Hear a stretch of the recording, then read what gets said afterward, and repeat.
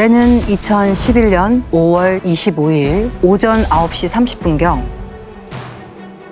관악경찰서로 한 통의 신고 전화가 걸려옵니다. 제 여동생이 연탄가스를 마신 것 같은데요. 지금 숨을 안 쉬거든요. 집으로 좀 빨리 좀 와주세요. 선생님 뭐 신고 전화만 봤을 때는 뭐 가족이 발견을 하고 신고를 한 것 같은데 어떻게 된 상황인 거죠? 신고자는 신오빠였고요. 여동생 집에 들렀다가 현장을 발견하고 신고한 상황이었습니다. 여동생은 첫 직장에 취직한 후 혼자 자취를 하고 있던 중이었고요. 야, 동생 혼자 살고 있었던 집이었구나. 직장이라고 하는 거 보니까 왠지 나이대는 20대 초중반 정도일 그러니까. 것 같고요. 참. 이게 무슨 일이죠 이게? 현장은 어땠습니까? 집은 원룸이었는데 현관문을 열자마자 매캐한 냄새가 코를 훅 찔렀습니다. 좁은 방이어서 현장이 한눈에 들어왔는데 방 한가운데 허옇게 닿아버린 번개탄 2장이 놓여 있었고요. 아, 번개탄이었구나. 창문 틈은 노란 박스 테이프가 붙여진 상태였습니다. 번개탄이었어. 이게 테이프까지 붙였다는 건 마음을 먹고 뭔가 준비를 한 것 같아요. 그러면 이제 사고가 아니란 얘기인데. 그렇죠. 사고가 아니란 얘기. 네, 자살 현장으로 보였습니다. 동생분은 침대에서 천장을 보며 반드시 누운 채로 발견됐는데 이미 사망한 상태였고요. 침대 옆 바닥엔 마시다만 맥주병들이 뒹굴고 있었고 엄마, 오빠 미안해 라고 적힌 화이트보드가 놓여 있었습니다. 자살 현장을 이걸 지금 오빠가 발견한 거잖아요. 아 이거 발견하는 것도 이거 얼마나 마음이 아플까요? 엄마, 오빠 미안해. 이거는 사망자가 쓴 건 맞나요? 네, 화이트보드에 적힌 글씨체와 꼭 닮은 글씨체로 노트에도 적혀 있었습니다.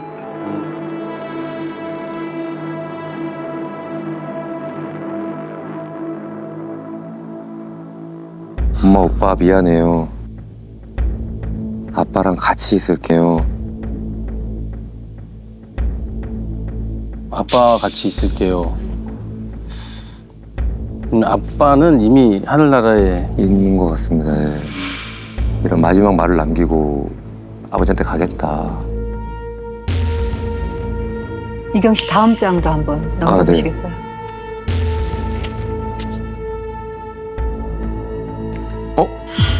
어머,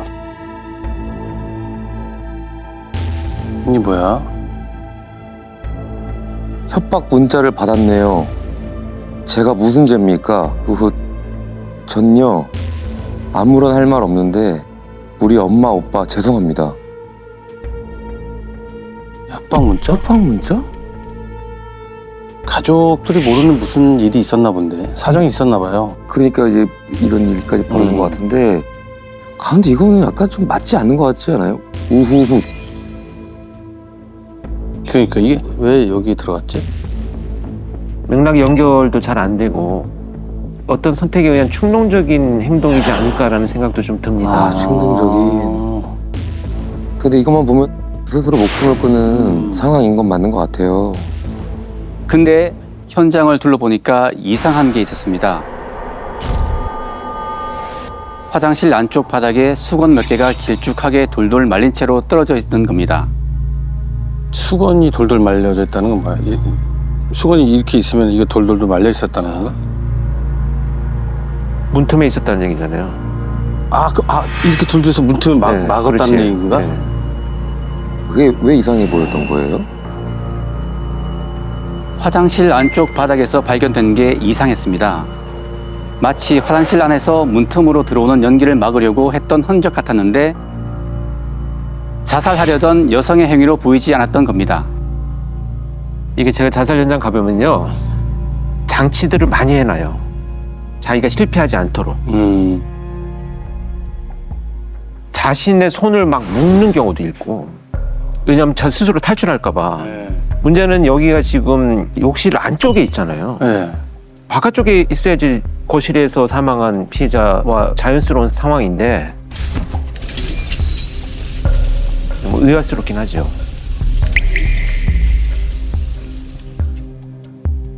그게 좀 이상하네요. 이상하네. 방에 번개탄을 피워놓고 화장실 안에서 그럴 이유는 없잖아요. 정확히 어떤 상황이었는지는 짐작할 수 없지만 여성이 사망할 때 화장실 안에 누군가 같이 있었을 가능성이 높아 보였습니다. 사람이. 집에 누군가 있었다 같이. 와, 그럼 누군가가 과정을 또 다 한 공간에 있었다는 얘기잖아요. 그러면 얘기가 달라지거든. 그래서 현장에서 바로 검시가 이루어졌는데요. 시신 상태를 확인하자마자 이 사건은 강력 사건으로 전환됩니다. 강력 사건이요? 야, 그러면 타살 흔적이 있었나? 타살의 흔적은 보이지 않았는데요. 시신의 시반이 2개가 나온 겁니다.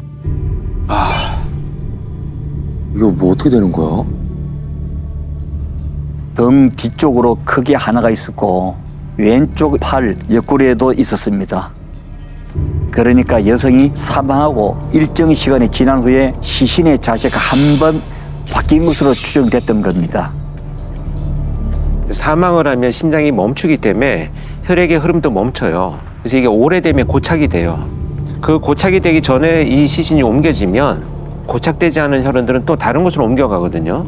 그러니까 누군가 인위적으로 옮겼다는 얘기예요.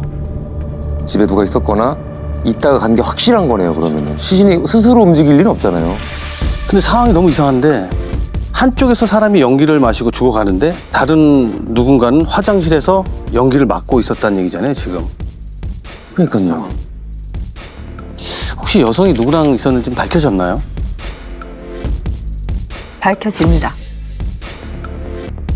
이날 신고자인 오빠가 출근까지 마다하고 동생 집으로 달려왔던 건 누군가의 연락을 받았기 때문이었습니다. 누가 연락을 했는데요? 동생의 남자친구라고 했습니다.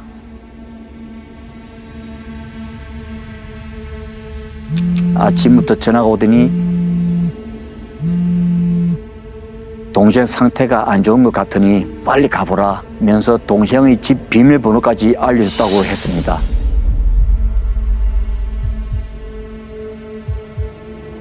상태가 안 좋으면 119나 112 빨리 신고를 해야지 왜 이걸 오빠한테 얘기했을까요? 그러게. 신고자도 이해가 안 간다면서 잔뜩 화가 나 있었습니다. 알고 보니 이 남자친구를 여동생이 만나고 있던 걸 신고자 가족들이 모두 떠들말렸다고 했습니다. 동생과 만나는 거 반대를 한 모양인 것 같은데. 무슨 이유라도 있었을 것 같은데. 그쵸. 네. 한 6개월 전쯤 갑자기 결혼할 사람이라면서 동생이 남자친구를 데려왔는데 같은 회사 상사였답니다. 근데 동생보다 14살이나 많은 40살인데다 심지어 이혼남의 중학생 자녀까지 양육하고 있었다고 합니다. 그래서 최근 동생과 연락까지 끊고 사이가 좋지 않았다고 했습니다.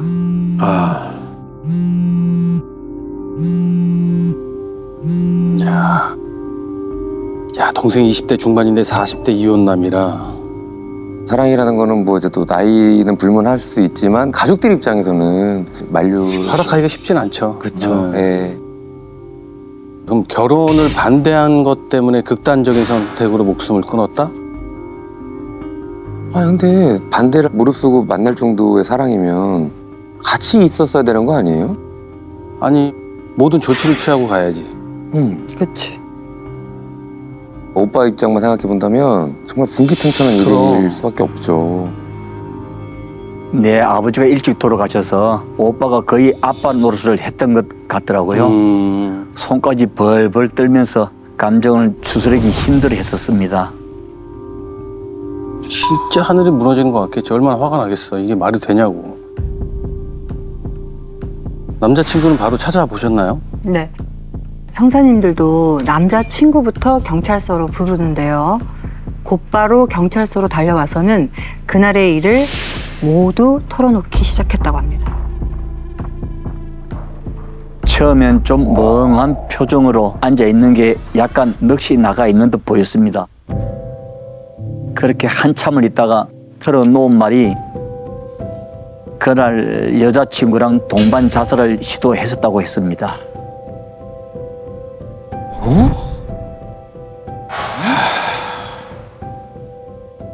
동반 자살이요? 나이 차이며 양육 문제까지 극복할 만큼 서로 사랑했는데 극심한 반대에 부딪히자 죽을 결심을 했다고 합니다. 그래서 전날 아침부터 출근도 하지 않고 함께 술을 마셨다고 했고요. 야, 이 극단적인 생각. 아니 이게 어쩌다 이게 야, 목숨을. 그러니까 이게 목숨 끝까지 끊을 일이냐고 이게 잘 사는 모습을 보여주면 되는 거 아닙니까? 그러니까 문제는 하나하나 풀어가면 될 텐데. 네. 안타깝다. 아니 근데 이해가 안 되는 게 동반 자살하려고 했는데 혼자 도망쳐 나왔다는 거잖아요. 그러면은 네, 맞습니다. 전날 밤 10시쯤 술에 취한 상태로 번개탄을 피우고 여자친구는 침대에서 본인은 바닥에서 잠이 들었는데 깨어나 보니 여자친구가 숨을 안 쉬더랍니다. 그 순간 너무 겁이 나서 도망을 쳤는데 아침이 되자 그대로 두면 안 될 것 같아서 여자친구 오빠에게 연락을 한 거라고 했습니다. 이 모든 상황이 후회스럽다면서 자책하듯 얘기했고요. 자신의 말을 증명할 수 있다면서 노트를 확인해 보라고 합니다. 응? 이경 씨, 아까 그 본 노트의 첫 번째 장 뒷면을 한번 봐주시겠어요? 첫 번째 장 뒷면이 네, 첫 번째 장 뒷면. 민영아 미안해? 어? 왜? 아니 아까 전에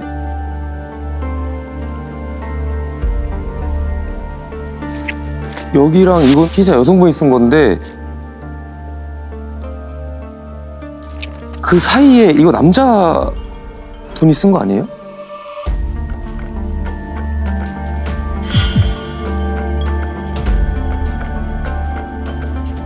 글씨체가 색채가 다르네. 다르죠. 그러니까 이게 사망한 여성의 이름이 민영 씨가 맞는 건가요?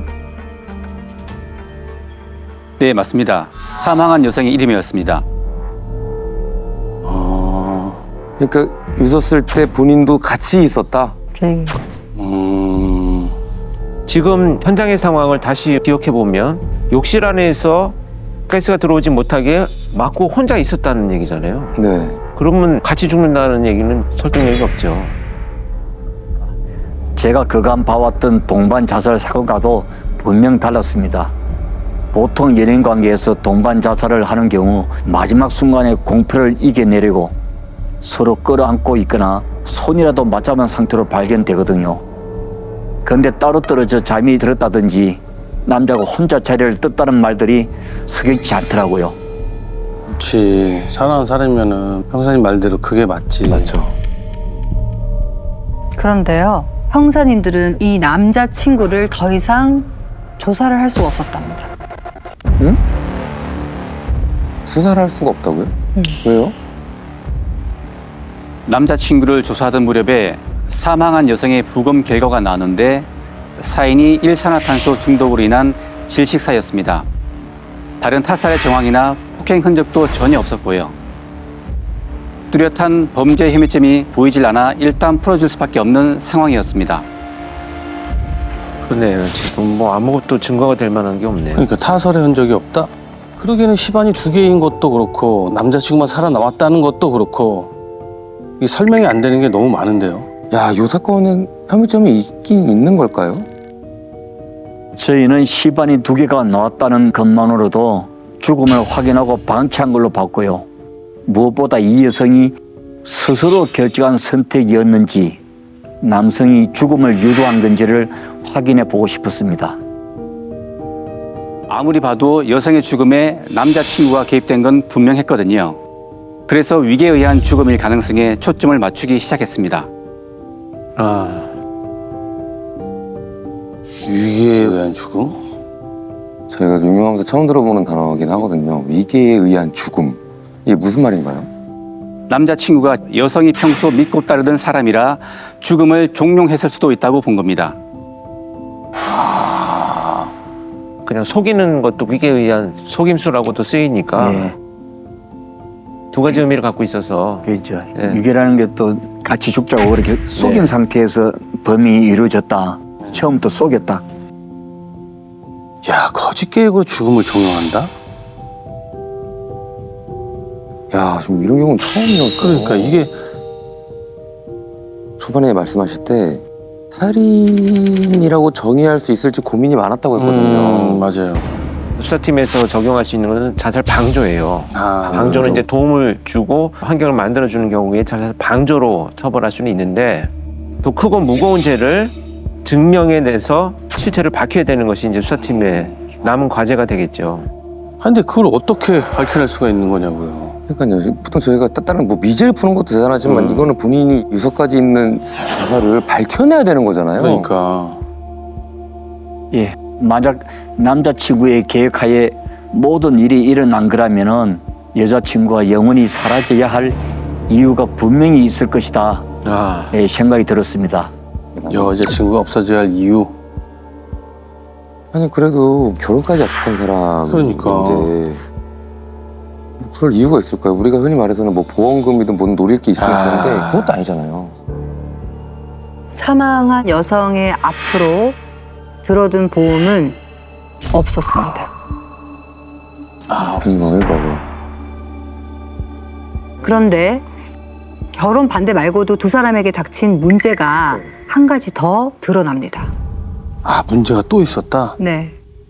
그게 뭔데요? 아까 유서에 협박 문자를 받았다는 내용이 있었잖아요. 예, 예. 그래서 현장에서 발견된 여성의 휴대전화를 확인해 봤는데 두 사람이 병해탈을 피웠던 24일 저녁 문자가 하나 와 있더라고요. 자꾸 그렇게 해놓으면 내가 그놈 고소해 버릴 거야 라는 내용이었고요. 그 놈인 거면 남자친구를 얘기하는 건가요? 본인은 아닌 것 같은데. 그러니까 그놈이라니까. 문자를 보낸 사람은 확인을 했나요? 해당 번호의 명의자를 찾아가 봤더니 40대 여성이었는데 두 사람이 다니던 회사의 고객이었다고 했습니다. 두 사람이 다니는 회사는 상가 분양 대행사였고요. 남자친구는 분양팀의 본부장이었는데요. 몇 달 전 본부장이라는 사람이 이 여성 고객을 상대로 분양받고 싶은 자리를 먼저 선점해 준다는 조건을 걸면서 500만 원의 계약금을 받아갔는데 원하던 자리에 계약을 해주지도 돈을 돌려주지도 않았다고 합니다. 그게 뭐야? 고객을 상대로 지금 사기를 친 거야? 그러니네요, 그 남자가. 그래, 그 남자가 사기를 쳤다고 해요. 근데 그 고객이 왜 여자친구한테 이런 문자를 보내요? 남성이 돈을 입금하라고 했던 통장이 여자친구의 통장이었다고 합니다.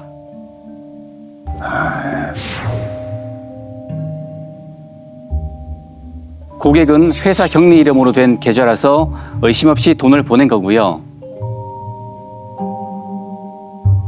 근데 두 사람이 연인인 걸 뒤늦게 알고 이 여자친구한테 당신 통장으로 들어간 계약금을 남자친구에게 줬다는 진술서 하나만 써달라고 부탁했는데 자기를 협박하는 거냐며 되레 남자를 감싸길래 여자친구한테 고소하겠다는 문자까지 보냈다고 했고요. 여자친구 통장으로 지금 돈을 받은 거잖아요. 근데 거절했다는 것 자체가 이 여성분도 투명한 돈이 아니라는 걸 알고 있던 거겠네요. 야, 근데 500만 원 때문에 동반 자살을 하겠다고 하는 거는 말이 안 되죠. 피해자가 더 있었습니다. 두 사람이 다녔다는 회사를 찾아가 봤더니 남자친구가 비슷한 수법으로 이미 2천만 원이 넘는 고객돈을 빼돌린 상태였고 이를 눈치챈 고객들의 항의가 쏟아지는 상황이었습니다. 대부분의 돈은 여자친구 통장으로 들어갔고요. 피해 금액이 더 있었구나. 사기꾼이었구나. 확인된 금액만 2천만 원이면 분명히 더 있을 겁니다. 그렇지. 예. 근데 지금 여자친구 계좌로 돈을 다 받은 거니까 여자친구만 사라지면 이 사건은 정리가 된다고 생각을 한 걸까요? 여자친구 사라지고 나면 고명을 다 그쪽으로 또 미룰 수 있어요. 아, 뒤집어 씌울 수 있으니까. 다 뭐 여자친구가 계획했고 본인 스스로 선택을 한 거다. 이러면 이제 남자는 이제 사기 혐의에 대해서 교묘하게 지금 벗어날 수 있는 빠져나갈 구멍을 만들 수가 있겠죠. 자기 사기 혐의를 벗으려고 여자친구에게 자살을 유도했다? 야, 이게 정말 맞다면 칼든 보다 더 잔인한 놈인데. 그렇죠. 그렇죠. 네, 네. 진짜 같은 놈이지. 사랑을 가장한 거지. 아 근데 사실은 이거 그 남자가 어떻게든 둘러대면 입증할 수 있는 방법이 없으니까 동반 자살하려고 누워서 연탄불을 폈어. 근데 자기는 주술려고 하는데 나만 깼다. 그럼 입증할 수가 없잖아. 어떻게 왜냐면 입증해? 두 사람밖에 없었으니까 그 현장에는. 이것도 다 만약에 부인하면 이거 방법이 없잖아요. 그러니까. 점점 본인한테 의심의 화살이 향하고 있다는 거를 짐작했던 걸까요? 조사에 협조적이던 남자친구가 휴대전화며 카드, 부모님의 집까지 발길을 뚝 끊고 돌연 동적을 감춰버립니다. 어디로 도망가 버렸나요? 잠적을 해? 근데 이렇게 되면은 자기가 범인이라고 인정하는 상황으로 가버리는데. 자, 지금부터 자신의 여자친구를 죽음으로 몰아간 것으로 추정되는 이 남성을 유 씨라고 부르겠습니다. 이때부터 형사님들은 유 씨의 자백을 이끌어내기 위해서 유 씨가 한 거짓말부터 확실하게 박살내기로 합니다. 거짓말이요? 네, 일단 시반이 2개로 나온 걸로 봐서는 번개탄을 피운 후 무조건 집에서 빠져나왔다가 다시 집으로 갔을 걸로 보고 집 주변 CCTV를 모두 뒤졌습니다. 근데 새벽 3시에 유 씨가 인근 골목을 배회하고 있더라고요. 새벽 3시?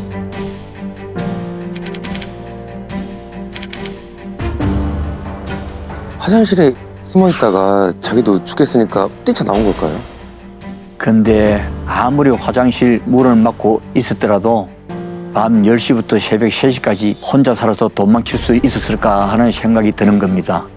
그래서 동일한 조건의 원룸에 번개탄을 피워놓고 노출되는 일산화탄소의 양을 측정해 봤는데 단 10분이면은 치사량에 도달할 정도의 일산화탄소가 확인되었습니다.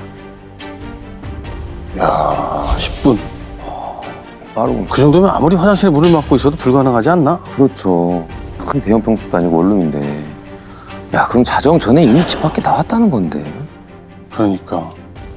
새벽 3시에 집 주변을 어슬렁거렸다는 얘기잖아요. 네. 왜 어슬렁거렸지? 여자친구가 확실히 사망을 했는지 확인하려고 어떤 시점을 기다렸다가 다시 들어가지 않았는가. 확실하게 하려고. 그리고 신고 전날 여성의 집 인근 슈퍼에서 유 씨 혼자 맥주 서너 병과 번개탄을 사갔다는 것도 확인했습니다. 일단 이것만으로도 자살 방조 혐의를 물을 수 있기 때문에 이제 확신을 갖고 유 씨를 잡기로 한 거죠. 자살 방조. 완전 잠적한 상태잖아요. 네. 유 씨를 어디서 찾냐고. 어떻게 잡아요? 수사 13일째 갑자기 유 씨의 휴대전화에 전원이 켜집니다. 유 씨는 어디 있었나요?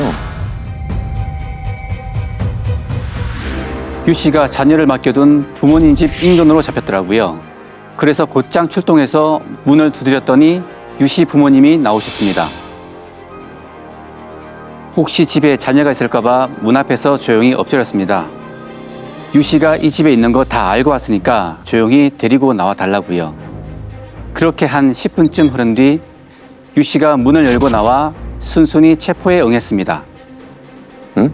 순순히 응했다고요? 뭐 밝힐 게 밝혀졌다라고 생각하고 체념을 한 건가? 그럼 다 인정을 하던가요? 교묘히 말을 뒤집습니다. 야, 이거 참. 형사님, 저 진짜 같이 죽으려고 했거든요? 근데 번개탄에 불 붙는 순간 제가 너무 긴장했는지 소변이 마려운 거예요.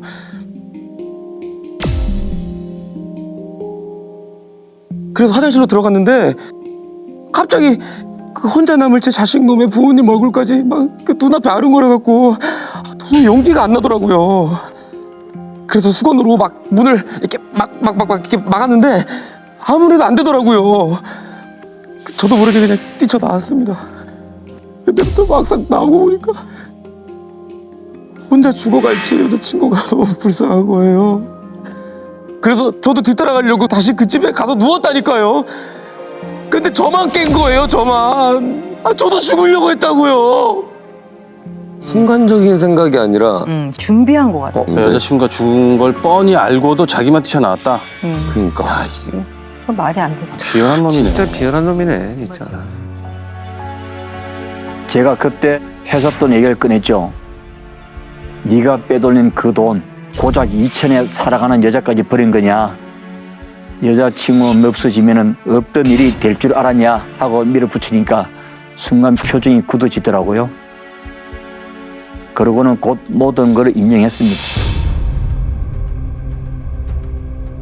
여자친구만 사라지면 자신이 돈을 메꿔놓을 이유도 없고 모든 게 다 정리될 거라 생각했다고 자백했습니다. 그래서 계속 상황을 비관하며 함께 죽자고 부추겼고 결국 여자친구도 동의한 거라고 했습니다. 이게 무슨 이런 인간이 다 있냐. 이게 가스라이팅이네. 그러니까 애초에 죽을 생각도 없었던 사람인 거죠. 그러니까 2천 때문에 자살하게끔 만든 거네. 몰아간 그쵸. 거네. 칼로 찌르고 뭐 목을 조르고 이런 거만 살인이 아니라 교묘하게 스스로 하게끔. 그렇지. 진짜 너무. 계속. 그러니까 이런 경우에는 정말 법의 경계선에 있거든요. 방조냐 아니면 정말 살인의 의도가 있었냐 이런 것들을 이용한다는 것 자체가 굉장히 비열하고 자기 중심적인 사고를 갖고 있다고 봐야 되겠죠. 맞아요. 그래서 애초에 사랑한 게 아니라 금전적인 사기를 치면서 이 여자를 이용한 거지. 그럼 유 씨는 정확히 뭘로 송치를 한 건가요? 네, 저도 수사하면서 이 혐의를 적용해 보긴 처음이었는데요. 위계에 의한 자살 결의라는 혐의로 송치했습니다.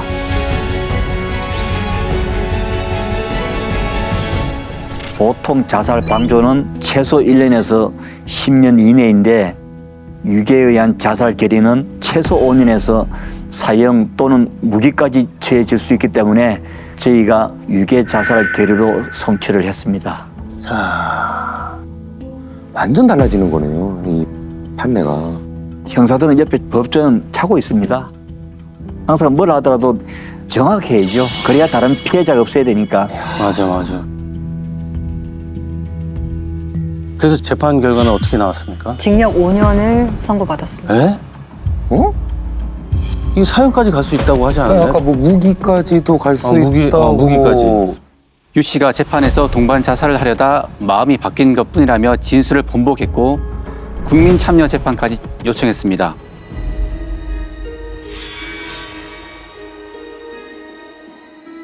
경찰 조사에서의 진술이 인정되긴 했지만 배심원이 최대 5년으로 유죄 판결했고요. 술에 취해 적극적으로 자살을 시도한 걸로 보이는 점, 유족에게 1,000만 원을 공탁한 점 등이 참작됐던 상황이었습니다. 즐겨봐 이 채널.